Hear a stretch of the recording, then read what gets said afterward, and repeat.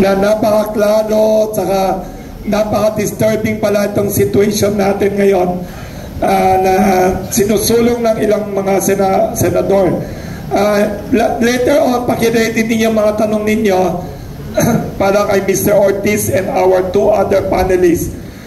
Next, for opening statement, imbitahin natin si Mr. Arturo Guerrero, ang nickname niya, Mr. Boots Guerrero. He is the Labor and Employment Committee Chairman of the Philippine Chamber of Commerce and Industry, PCCI. Siya din also ang co-chairman of the Jobs Project of PCCI, and also importantly, he is also director of the Employers Confederation of the Philippines na chairman si Mr. Sergio Ortiz Luis Jr. Let us welcome Mr. Boots Guerrero to give us his opening statement. What is the real situation sa labor and employment conditions in the Philippines? Kaya ba itong 100 peso across the board wage increase proposal by a few senators na opposed by some Congress people? Your opinion, Mr. Boots Guerrero, welcome back. Okay, salamat Winston. Magandang umaga po sa inyong lahat. Napakahirap sundan si Mr. Sergio Ortiz Luis kasi sinabi niya lahat ng dapat sabihin. But I would like to read a part of our position paper that has been distributed to all of you.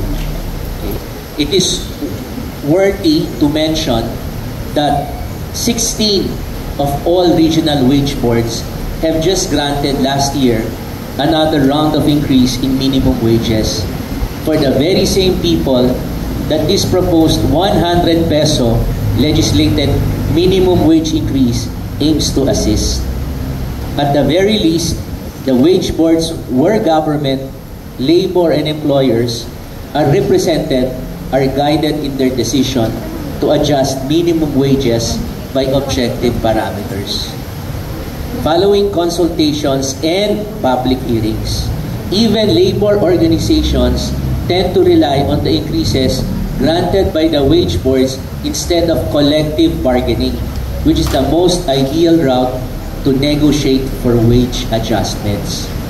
Pag tinagalog ko naman ho, pagdating ho doon sa functioning wage boards natin na nasa batas natin, ang sinasabi ho, nung sinabi ni Mr. Sergio Ortiz Luis, ang sinasabi ng economic managers natin ng NEDA, National Economic Development Authority, at saka ng Central Bank, napakadami ng studies nilang nilabas, sinabit ho sa Senado. Kapag meron hong wage increase, maganda ho yun sa first 2 to 3 months na tinatawag. Pero after 2 to 3 months, yung honeymoon period, tataas na ho ang presyo ng bilihin.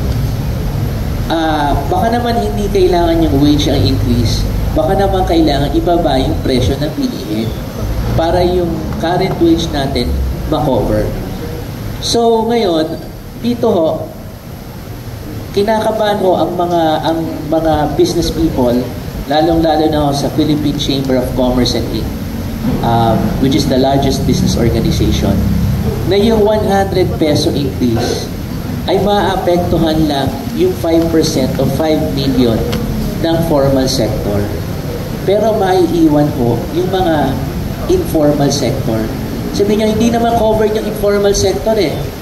Pero pag tinaas mo nyo yung sweldo ng 5 million, tataas ang presyo ng bilihin eh. So, apektado ngayon yung informal sector, which comprises 90%. So ngayon, kinakabahan ho kami at lahat ho ng sinasabi ng economic managers ng NEDA at ng Central Bank at lahat ng mga pagsusuri na ginawa ho dito, hindi ho dapat itaas. Maganda lang ho yan sa first 2 to 3 months at katataas lang ho ng wage board. Ang minimum wage ho ngayon sa Metro Manila o sa National Capital Region ay 610 pesos na. So, pag tinaas pa natin ito ng 100 pesos, magiging mga 17 to 18,000 pesos a month minimum wage. mas mataas na ho tayo, katulad ng sinasabi ni Sergio Ortiz Luis, mas mataas na ho tayo sa Malaysia, mas mataas na tayo sa Indonesia, mas mataas na tayo sa Vietnam. Ang Vietnam, mababa talaga. Singapore, wala namang minimum wage ang Singapore. Brunei, walang minimum wage.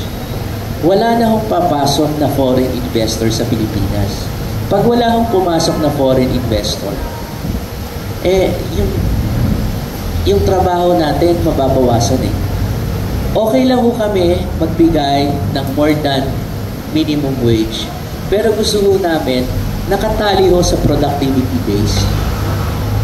Pero kung yung productivity pareho pa rin, pero tumataas yung minimum wage, which is legislated, na meron namang functioning wage board sa Pilipinas.